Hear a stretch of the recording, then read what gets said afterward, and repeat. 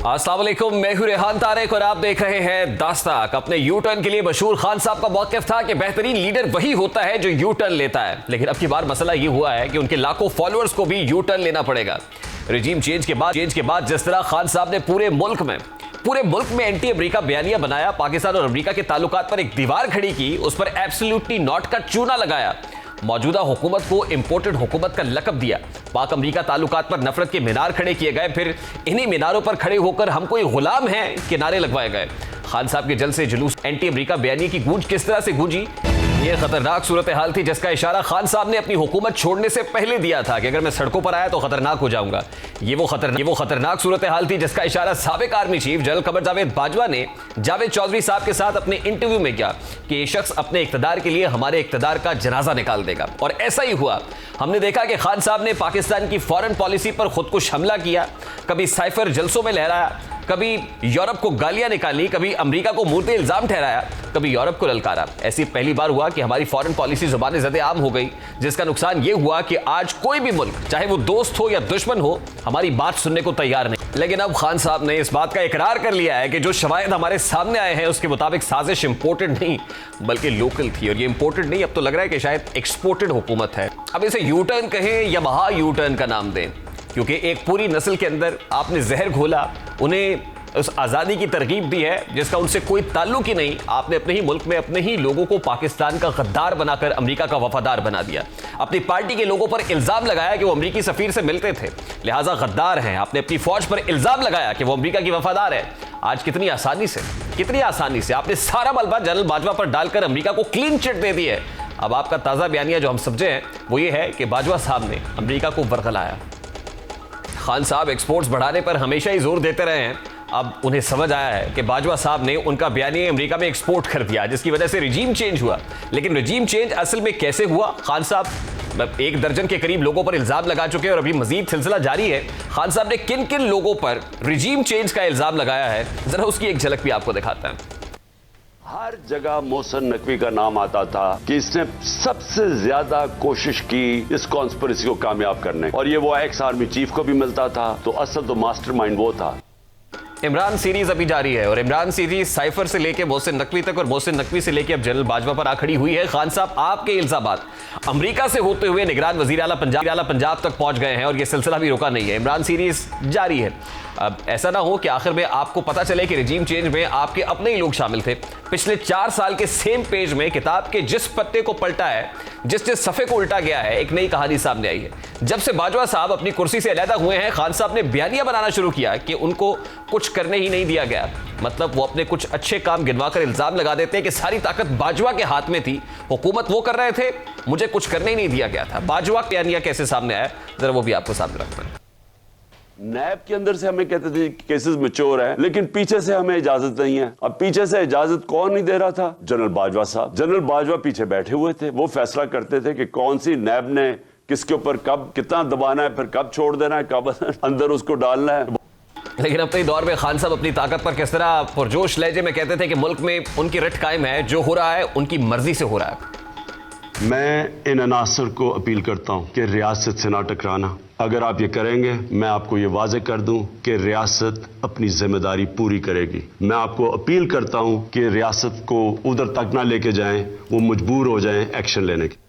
अब बाजवा साहब पर जिन इल्जामात का सिलसिला शुरू किया हुआ है, खान साहब के पास इसका कोई जवाब नहीं है। बाजवा साहब ने जावेद चौधरी के कॉलम में ये इल्जाम लगाया कि जब शौकत तरीन को वजीर खजाना लगाया जा रहा था तो हमने मना किया कि जिसने अपना बैंक डुबोया मुल्क की मईशत कैसे चलाएगा, लेकिन खान साहब शौकत तरीन को लगाने के लिए वज़ीर थे और उन्होंने शौकत तरीन के नैब मुकदमात खत्म करने के लिए कहा, जिसे DGISI जनरल फैज की मदद से नैब से खत्म कराया गया। अब इस बात की तस्दीक खुद शौकत तरीन साहब कर रहे हैं। ये वही शौकत तरीन साहब हैं जिन्होंने हमारी मईशत डुबोने के लिए IMF को खत लिखा। अगर इस सारे अरसे में कहीं साजिश हो रही थी तो खान साहब वहाब कर रहे थे, वो शौकत तरीन कर रहे थे। आज IMF डील में पाकिस्तान को जिन मुश्किलात का सामना है, उन सब की जिम्मेदारी आप पर आयद होती है। खान साहब के माजी से हम आपको एक गुफ्तगू सुनवाते हैं जिससे आपको अंदाजा होगा कि आज खान साहब जो कर रहे हैं उसके पीछे उनकी मंतक क्या है, वो क्या लॉजिक है। आपने दावा किया था कि आप सऊदी अरब और ईरान के बीच सालसी कर रहे थे, अफगानिस्तान के साथ अमन कायम कर रहे थे, अमेरिका और चाइना के बीच डायलॉग करा रहे थे, इंडिया को नाको चने चबवा रहे थे, नया इस्लामिक ब्लॉक बना रहे थे, लेकिन अब कह रहे हैं कि मेरे पास इख्तियार ही नहीं था। ये कैसे जनाब? अब सवाल यह है कि वतन अजीज कब तक आपके झूठे बयानियों और इन पर यू टर्न्स का बोझ उठाता रहेगा। आज पाकिस्तान जिस आलमी तन्हाई का शिकार है, जिस माशी मसाइल का शिकार है, आज पाकिस्तान पर जो दहशतगर्दी मुसल्लत की गई है, इन सब का जिम्मेदार कौन है आखिर। सवाल यह भी है कि आपने जिन फॉलोअर्स को अमेरिका से आज़ादी का झंडा पकड़ाया, सड़कों पर जलील किया, अब उनको क्या जवाब देंगे। वो जो एब्सोल्युटली नॉट का अपनी गाड़ियों पर जो स्टिकर्स लगाए थे, क्या वो स्टिकर्स उतार लें, क्या उसकी जगह एब्सोल्युटली यस लगा दे, या कोई नया बयानिया है जो आपने बना लिया है और फ्लोट करना है। इसी पर बात करेंगे। इस वक्त सीनियर सहाफ़ी तज्ज़ियाकार आसमा शिराजी साहिबा ने भी ज्वाइन किया है। अस्सलाम वालेकुम आसमा शिराजी साहिबा, बहुत बहुत शुक्रिया आपके वक्त के लिए। इमरान सीरीज में एक नया यू टर्न, बल्कि यूं कहिए महा यू टर्न आ गया है। आज ये पता चला है कि इमरान खान को घर बेचने वाले अमेरिकन नहीं थे, वो अमरीकी साजिश नहीं थी, वो इस्टेब्लिशमेंट भी नहीं थी। यानी ना तो वो एंटी अमेरिका दिखाई दे रहा है, ना ही एंटी इस्टेब्लिशमेंट इस वक्त दिखाई दे रहे हैं। वो एंटी बाजवा, यानी पूरी की पूरी साजिश का इल्जाम उन्होंने पर्सन स्पेसिफिक कर दिया है, and that is general Bajwa. अब मेरा बड़ा सादा सा सवाल है, वो जनरल बाजवा जो इमरान खान के बकौल बड़े बुर्दबार थे, तहम्मुल मिजाजी से काम लेते थे, जिनका सब्र बहुत ज्यादा था, वो बर्दाश्त का मादा रखते थे, जो बड़े प्रो डेमोक्रेट थे, वो एकदम एंटी डेमोक्रेसी कैसे हो गए? जी देखिए, पहले तो मुझे सब उन लोगों से हमदर्दी है जिन्होंने अपनी गाड़ियों के पीछे एब्सोल्युटली नॉट और हम कोई गुलाम है लिखवाया था, क्योंकि इमरान खान साहब ने जो अमेरिका से लेके, अब वो पहले अमेरिका डोनाल्ड लू से होती हुई ये जो बैरूनी साजिश थी, ये पहुंची जनरल इस्टेब्लिशमेंट तक, इस्टेब्लिशमेंट से जनरल बाजवा से तक, और फिर जनरल बाजवा से वो नकवी साहब तक भी गई है, तो दोबारा जनरल बाजवा पे आई है। तो मेरा ख्याल है कि वो तमाम जो नैरेटिव था, खुद उसकी धज्जियां इमरान खान साहब ने बिगाड़ के रख दी हैं अनफॉर्चुनेटली, जो कि वो लेके चले थे और उस पर उनको बड़ी पजीराई भी मिली थी। उनको बहुत लोगों ने सराहा था कि उन्होंने अमेरिका के खिलाफ एक हकीकी आज़ादी की जो लड़ाई है वो शुरू कर दी है, और रिजीम चेंज और वो सब कुछ आपने देखा। और फिर वो किस प्लेटफॉर्म पे कह रहे थे वो बहुत मैटर करता है। उन्होंने किसी और को नहीं बल्कि वॉइस ऑफ अमेरिका के अंग्रेजी इंटरव्यू में ये बात की है, ताकि ये अमेरिकी इस्टेब्लिशमेंट तक भी ये बात पहुंचे कि वो उनके खिलाफ नहीं है। यानी एब्सोल्युटली नॉट से एब्सोल्युटली यस तक का सफर जो है वो इमरान खान साहब ने बड़ी आसानी से तय कर लिया है, जबकि इस दौरान वो भूल गए हैं कि उन्होंने पाकिस्तान की आइन शिकनी भी की। और उस रात को 9 और 10 अप्रैल की रात को जब उन्होंने असेंबली को तोड़ा, वो असेंबली को उस वक्त तोड़ने के मिजाज ही नहीं थे जब उन्होंने वो असेंबली को तोड़ा था।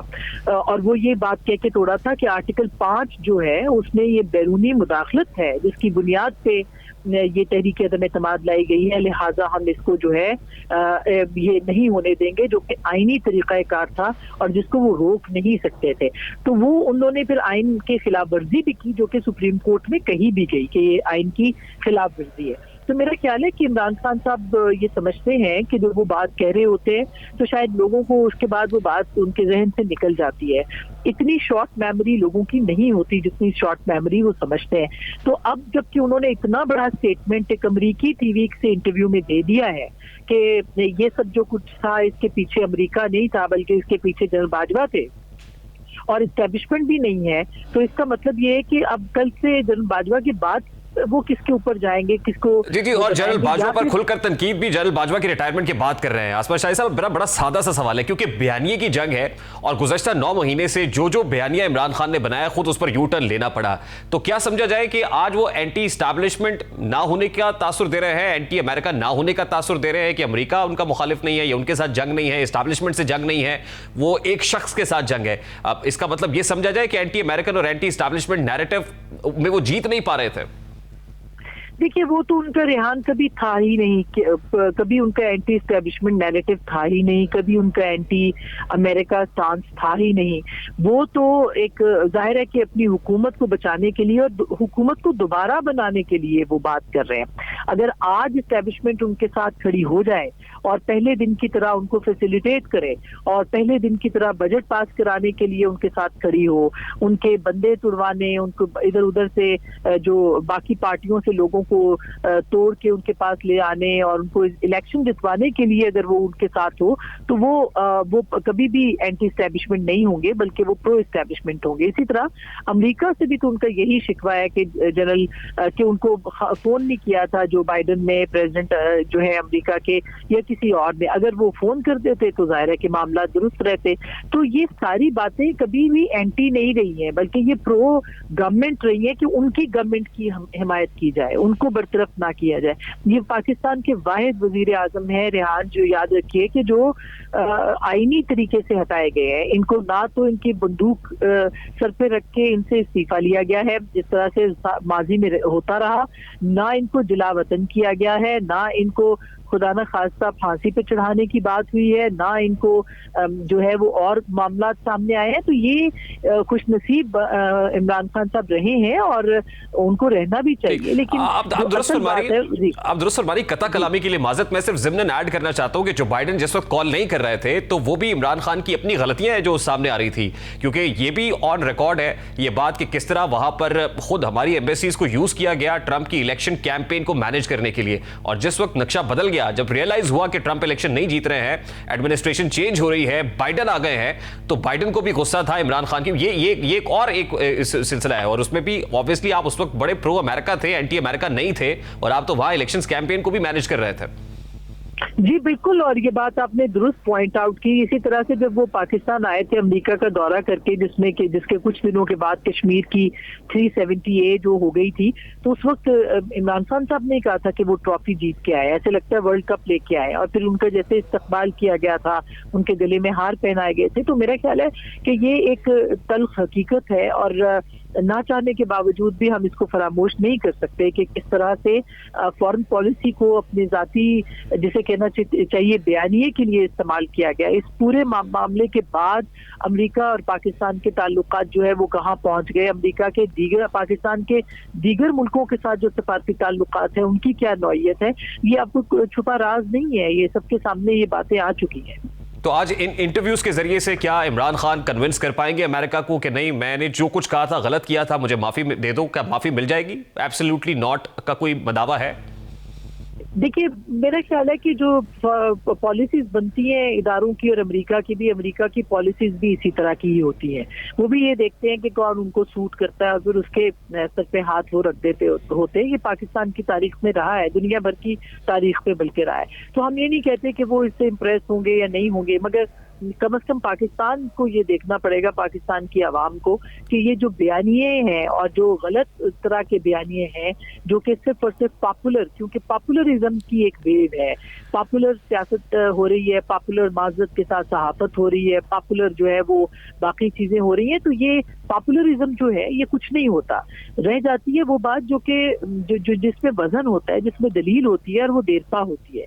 तो मेरा ख्याल है कि इमरान खान साहब को इस पे जरूर सोचना चाहिए। उनके साथ एक पब्लिक सपोर्ट है, इसमें कोई शक नहीं है कि उनके साथ पब्लिक सपोर्ट है, लेकिन उस पब्लिक सपोर्ट को उनको एक देरपा नजरिए और बयानिए के तौर पे किस तरह से लेना है, ये उनके लिए सबसे बड़ा चैलेंज होगा और होना चाहिए। देखिए, आप दुरुस्त कह रही है, जहां आप आवाम को कह रही हैं, तो वहां हमारे यहाँ ये जमीनी हकायक भी तो है कि यहाँ नैरेटिव्स के जरिए से एक डेल्यूजन क्रिएट करने की कोशिश की जाती है पब्लिक के माइंड्स के अंदर। तो आप देख लीजिए गुज़श्ता 9 महीने के अंदर जिस तरह के नैरेटिव्स बिल्ड किए गए हैं और जिस तरह डिल्यूजनल किस्म के नैरेटिव्स बिल्ड करके लोगों के जहनों के अंदर नक्श करने की कोशिश की कि जो मैं कह रहा हूं वो बिल्कुल ठीक कह रहा हूं, और अनफॉर्चुनेटली हमारे यहां जज्बात में बह के लोग उसको बाय भी करने लगता है। तो आपको लगता है कि आसान है कि लोग लॉजिकल डोमेन में रहते हुए इस्तदलाल के साथ किसी चीज को बाय करेंगे, या अल्टीमेटली यही चीजें बिकती हैं, वो एंटी अमेरिका हो जाए, कभी एंटी एस्टैब्लिशमेंट हो जाए, कभी किसी को खड़े होकर किसी के खिलाफ फर्जा सराई करें, तो अल्टीमेटली यही जज्बाती जो नैरेटिव्स हैं यही बिकता है? राय नहीं है। बहुत जलसे बड़े बड़े भी उन्होंने किए और सब कुछ ही प्राइम टाइम पे भी रूल किया, सब कुछ होता है, ये वक्ती तौर पर ये सब होता है, लेकिन ये देर पर नहीं होता। मेरा ये मानना है कि ये चीजें जो होती हैं वो आखिरकार एक बबल होता है, ये बबल फट जाता है। तो ये ऐसे नजरिए 7 से 11 या 7 से 12 तो सरवाइव कर सकते हैं, लेकिन परमानेंट नहीं कर सकते। कल आप जब अवाम में जाएंगे तो आपको ये जवाब देना पड़ेगा। यही वजह है कि इमरान खान साहब जो है वो कौम से खिताब करते हैं, वो प्रेस कॉन्फ्रेंस से खिताब नहीं करते, वो आजाद सहाफियों को इंटरव्यूज नहीं देते क्योंकि उनसे सवाल पूछे जाएंगे, लेकिन अवाम उनसे पूछेगी, ठीक है वो ना दे, लेकिन जब वो जाएंगे पब्लिक में इलेक्शन में तो उनको जवाब देना पड़ेगा कि उस हकीकी आजादी का क्या हुआ, वो एब्सोल्युटली नॉट का क्या हुआ, हम कोई गुलाम है का क्या हुआ, ये सब, और फिर उनकी अपनी 4 साल की कारकर्दगी क्या हुई, और वो जो सब कुछ जनरल बाजवा के खाते में डाल रहे हैं वो कहाँ थे, और वो क्यों ये कहते थे कि जब वो वजीर आजम बनेंगे तो उनके पास सारा इख्तियार होगा और इक़्तिदार होगा। तो ये वो सारे सवाल है जो कि अवाम पूछेगी और पूछ सकती है, और इसीलिए जब वक्त आएगा इंतखाबात का तो जाहिर है कि पब्लिक में जाके इससे बात होगी, सिर्फ क्राउड में जाके तकरीर थोड़ी होगी, लोग ये सवाल जरूर पूछेंगे। बहुत बहुत शुक्रिया आसमा शिराजी साहिबा, सीनियर एंकर पर्सन तजियाकार हमारे साथ मौजूद थी। अभी क्विक शॉर्ट ब्रेक लेकर ब्रेक के बाद जब वापस आएंगे, आज इलेक्शन कमीशन ऑफ पाकिस्तान का बड़ा इंपॉर्टेंट इजलास हुआ पंजाब में इंतखाबात से मुताल्लिक। इंतखाबात की तारीख का मामला कहां तक पहुंचा, इस पर बात करेंगे इस ब्रेक के बाद हमारे।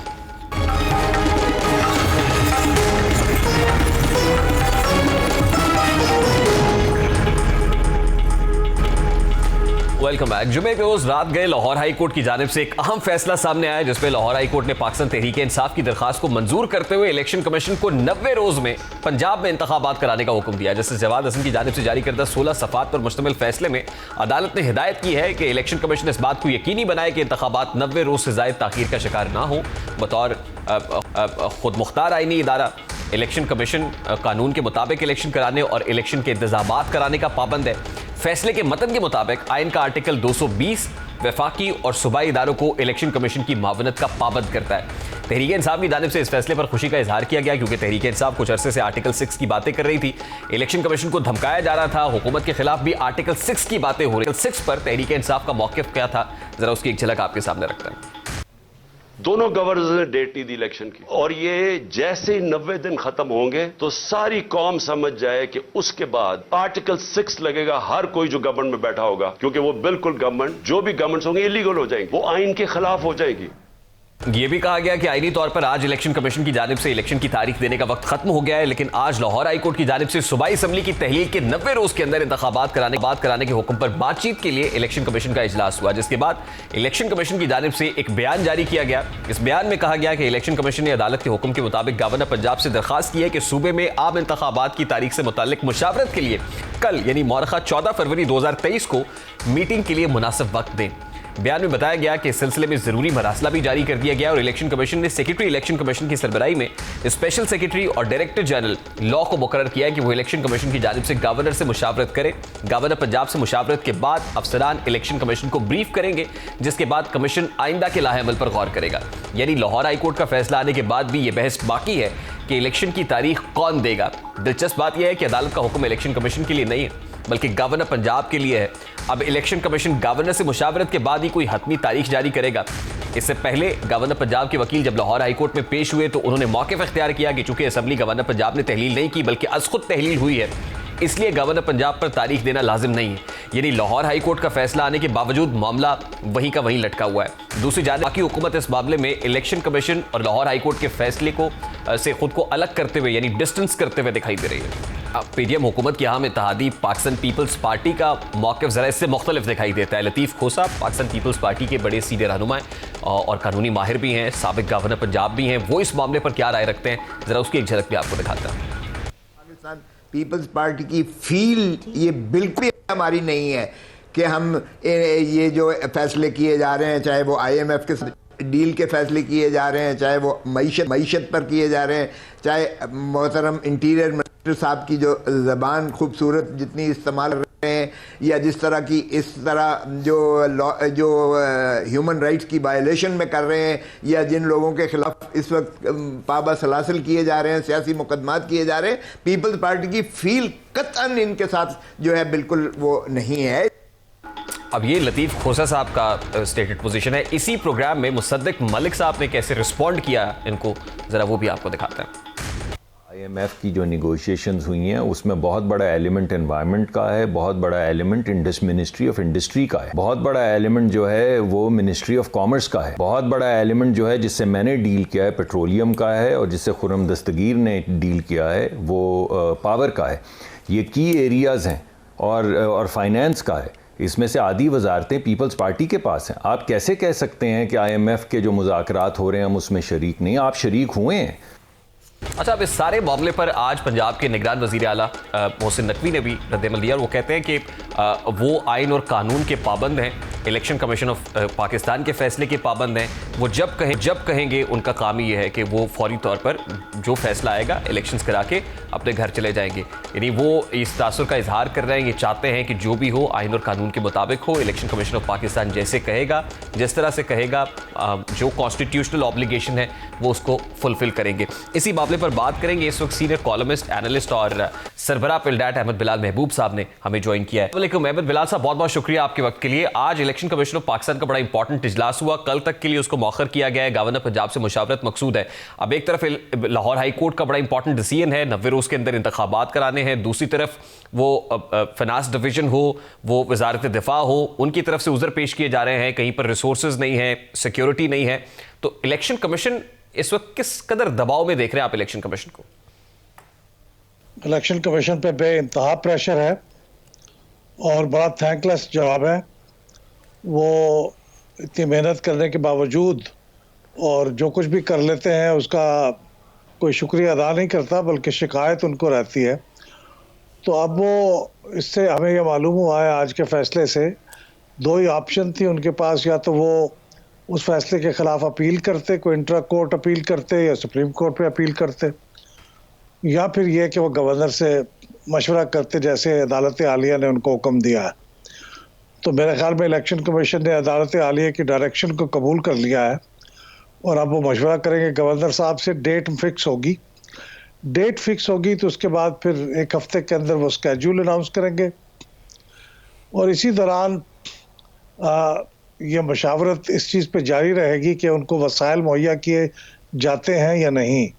वसाइल अफरादी भी हैं और वसाइल माली भी हैं, और अगर वो नहीं होते तो फिर उस केस में फिर शायद उन्हें या तो दोबारा अदालत के पास जाना पड़ेगा या वो अपने स्केड्यूल को चेंज करेंगे जैसा उनके पास इख्तियार है सेक्शन 58 के मुताबिक। तो अब ये देखते हैं कैसे प्रोसीड करते हैं, लेकिन इलेक्शन कमीशन का इसका मतलब है रवैया बहुत कोऑपरेटिव है कि उन्होंने अपील करने की बजाय अदालत आलिया के फैसले को कबूल किया, हालांकि वो कानूनी तौर पे कोई इतना साउंड फैसला नहीं था।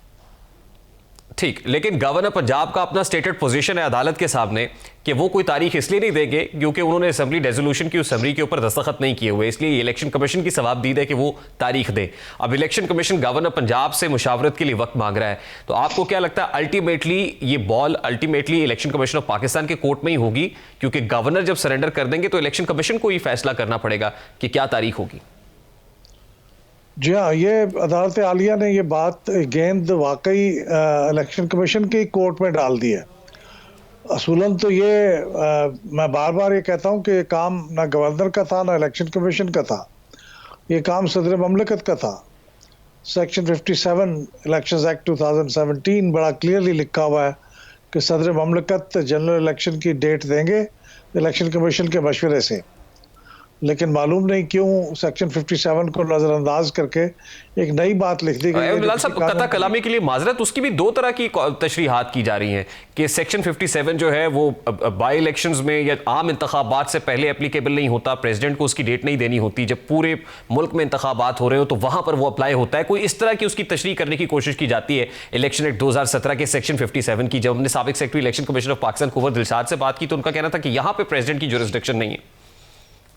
नहीं, मैं उससे इख्तलाफ करता हूँ, इसलिए कि जनरल इलेक्शन, तमाम असम्बलियों के इलेक्शन को जनरल इलेक्शन नहीं कहते। किसी एक असम्बली की भी तमाम सीटों पे इलेक्शन वो जनरल इलेक्शन ही होता है। जनरल इलेक्शन उससे बरखिलाफ है बाई इलेक्शन के। बाई इलेक्शन के लिए वो अलग चीज़ है और जनरल इलेक्शन का मतलब है एक ही असम्बली की तमाम सीटों पे इलेक्शन।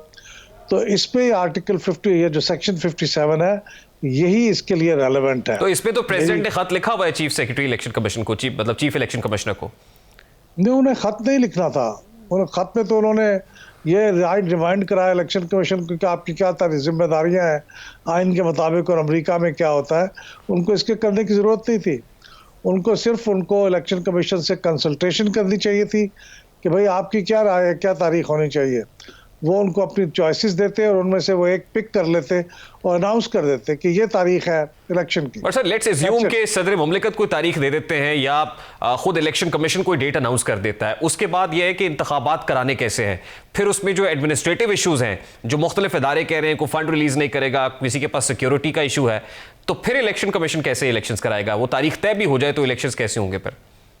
जी हाँ, ये एनफोर्सेबिलिटी एक दूसरा चैलेंज होगा, क्योंकि हमने देखा है कि इस्लामाबाद हाई कोर्ट ने भी इलेक्शन कमीशन को एक दिन के नोटिस पे इलेक्शन कराने की लोकल गवर्नमेंट की हिदायत दी थी, लेकिन उस पर अमल नहीं हो सकता था, ना हुआ ना हो सकता था। तो कोई ऐसी अदालतें भी और बाकी इदारे भी कोई ऐसी हिदायत देने से गुरेज करते हैं जिस पे अमल दरामद ना हो सकता हो। तो अब इलेक्शन कमीशन को खुद फैसला करना है इन सब की बातें सुनने के बाद, वजारत ख़जाना, वजारत दिफा, वजारत दाखिला कि भाई, और फिर ये कि फ़ौज के नफरी भी उनको मुहैया नहीं की जा सकती, और ये कि उनको जुडिशरी की तरफ से भी जो रिटर्निंग ऑफिसर हैं वो मुहैया नहीं किए जा सकते। तो इन सब की रोशनी में फिर इलेक्शन कमीशन को फैसला करना है। It can either put it's foot down और से कि जी कॉन्स्टिट्यूशन के मुताबिक आप पाबंद है हमें ये सब चीज़ें मुहैया करने की, तो आप मुहैया कीजिए और उनकी बात ना सुने। ये भी एक तरीक़ेकार है जो वो अडॉप्ट कर सकते हैं। दूसरा ये कि अगर वो उनकी बातों में कोई वज़न महसूस करें और समझें कि कोई लॉजिकल बात है, तो फिर शायद वो उन्हें ये कह दें कि ठीक है हम इलेक्शन के स्केड्यूल में चेंज करते हैं। हमने माजी में दोनों ही सूरतें देखी हैं। कराची के जो सिंध के लोकल गवर्नमेंट इलेक्शन थे फेज़ 2 के, उसमें 3-4 दफ़ा इलेक्शन पोस्टपोन हुआ है। तो 2-3 दफ़ा तो इलेक्शन कमीशन ने सूबा सिंध की हुकूमत का पॉइंट ऑफ व्यू को एक्सेप्ट किया है, और आखिरी दफ़ा उन्होंने उनके रिजेक्ट कर दिया और कहा कि नहीं हम इसे तस्लीम नहीं करते, हम इलेक्शन इसी डेट को कराएंगे। तो इलेक्शन कमीशन का अब ये कॉल है कि वो क्या करना चाहते हैं, वही फैसला करेंगे। अब ये जो चीफ इलेक्शन कमिश्नर हैं, ये भी एक आईनी ओहदा है, आईनी इदारा है, और फिर हाई कोर्ट के जज के बराबर का दर्जा दिया जाता है। तो कुछ लोगों का ये भी ख्याल है कि लाहौर हाई कोर्ट का जो डिसीजन है वो इलेक्शन कमिश्नर या इलेक्शन कमीशन को सुपरसीड नहीं कर सकता है at this point in time, क्योंकि आपने भी उस फैसले का हवाला दिया जो लाहौर हाई कोर्ट के जस्टिस जवाद की तरफ से दिया गया है। आप टेक्निकली क्या देखते हैं कि स्ट्रॉन्ग फुटिंग्स पे है या वीक ग्राउंड्स के ऊपर है? इस लिहाज से वीक फुटिंग पे है कि वो किसी कानून के मुताबिक नहीं है, वो उन्होंने खुद से लिखा है, यानी एक नया कानून लिख दिया उन्होंने कि इलेक्शन कमीशन इलेक्शन की डेट फिक्स करे इन कंसल्टेशन विद गवर्नर। ये कहीं नहीं लिखा हुआ, कानून के अंदर कहीं नहीं है, आइन में कहीं नहीं है, और जो कानून में लिखा हुआ है वो उन्होंने नज़रअंदाज कर दिया। मैंने जिक्र किया सेक्शन 57 का, इस लिहाज से तो वो वीक है। लेकिन बहरहाल अदालत आलिया को हक हासिल है कि वो इलेक्शन कमीशन के फैसलों के खिलाफ कुछ मामलात में अपीलें सुन सकता है और रिट पटिशन तो सुन ही सकता है। लिहाजा उनका जो फैसला है वो इलेक्शन कमीशन पे माजी में भी लागू रहा है, ये भी अब भी लागू हो सकता है। ठीक, लेकिन ये इलेक्शन कमीशन की चॉइस थी कि इस फैसले के खिलाफ वो अपील कर सकते थे, वो उन्होंने नहीं की। ठीक सर वेरी क्विकली, मतलब आपने इस्लामाबाद के बल्दियाती इंतखाबात का हवाला दिया, वहां पे तो इलेक्शन कमीशन के खिलाफ तौहीन अदालत का केस भी चल रहा है, और फिर वो जो सिंध के अंदर जो कुछ हुआ वो सब कुछ अपनी जगह पर। अब एडमिनिस्ट्रेटिव इशू रहता है, इदारे रिसोर्सेज नहीं देते, हुकूमत की तरफ से फंड्स नहीं दिए जाते, तो क्या अल्टीमेटली इलेक्शन कमीशन के पास ये ऑप्शन होगा कि वो कोई इंट्रा कोर्ट अपील करे, कोई डिविजनल बेंच सुने लाहौर हाई कोर्ट का इस केस को, या फिर वो सरेंडर कर दे और फिर वो कंटेम्प्ट का केस चले इलेक्शन कमीशन के खिलाफ? नहीं, मेरे ख्याल में इलेक्शन कमीशन के पास इंस्ट्रक्शन जारी करने की ऑप्शन है। जब वो उनको डायरेक्शन दे देंगे कि आपने हमें ये चीज़ें मुहैया करनी है बाय दिस डेट, और अगर वो नहीं करेंगे तो वो फिर हकीकतन जो लोग ये नहीं करेंगे वो आइन की खिलाफ वर्जी के मुर्तकब हो रहे होंगे, और उस केस में फिर जाहिर है अदालतों को नोटिस देना पड़ेगा या इलेक्शन कमीशन अदालतों को एजिटेट करेगा, तो उसके ऊपर वो कार्रवाई होगी। लेकिन इलेक्शन कमीशन के पास ये सारी ऑप्शंस ओपन है, और आइन बड़ा वाज़ेह है कि इलेक्शन कमीशन जब कोई चीज़ मांगेगा तो उनको दी जाएगी, क्योंकि उन्होंने फ्री एंड फेयर इलेक्शन कराने की जिम्मेदारी निभानी है। बहुत बहुत शुक्रिया अहमद बिलाल महबूब साहब, सरबराह पिलडाट हमारे साथ मौजूद थे। अभी एक ब्रेक लेंगे और ब्रेक के बाद जब वापस आएंगे, आलमी शोहरत याफ्ता अदाकार, सदाकार, हिदायतकार ज़िया मोहिउद्दीन हम में नहीं रहे हैं, मुझे कहना पड़ता है कि खामोश हो गया है बोलता हुआ, उन पर बात करेंगे। इस ब्रेक के बाद हमारे साथ रहिए।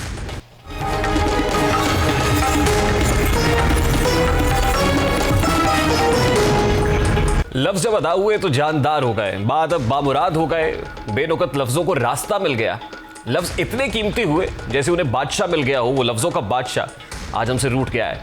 वो चाहे शायरी हो, तारीख हो, अदब हो, तंज़ो मज़ा हो, हर मौजू पर ज़िया मोहिउद्दीन की गिरफ्त मजबूत थी। ज़िया मोहिउद्दीन ने अपने तलफ़्फ़ुज़ से उर्दू अदब को एक पहचान बख्शी, यूँ कहिए जिला बख्शी। उनकी जुमलों में अदायगी इस कदर शानदार थी कि जो कुछ पढ़ा अमर कर दिया।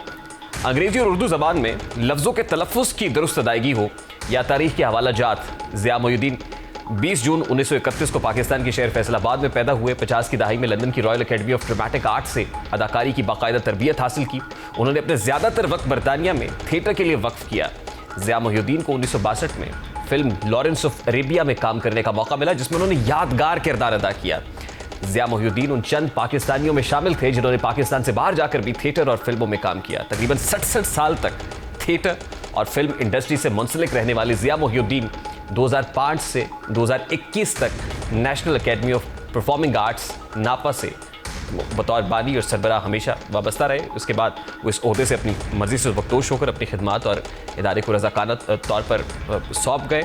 इसी दौरान ज़िया मोहिउद्दीन ने सन 2022 में शेक्सपियर के ड्रामे में उर्दू ज़बान में पेश करके तालिब इल्मों को क्लासिकल थिएटर भी सिखाया। यानी वो सिर्फ यहाँ तक महदूद नहीं थे, सब कॉन्टिनेंट के अंदर जो उनका काम रहा वो यकीनन अपनी मिसाल आप था। लेकिन हॉलीवुड के अंदर जो सताइश उन्हें मिली वो काम, अपने बेख्वाब किवाड़ों को मुकफ़्फ़ल कर लो, अब यहाँ कोई नहीं आएगा। नून मीम राशिद की हसन कूजागर हो या फिर आदमी से डरते हो, जिस अंदाज में ज़िया मोहिउद्दीन साहब कह गए हैं वो हमें नहीं रहे, चले गए हैं, लेकिन उनकी ये आवाज़ हमेशा फ़ज़ाओं में रस घोलती रहेगी। प्रोग्राम का वक्त अपने इख्तिताम को पहुँचे, आपसे मुलाकात होगी इंशाअल्लाह कल। अब तक रखिए ख्याल, अल्लाह हाफ़िज़।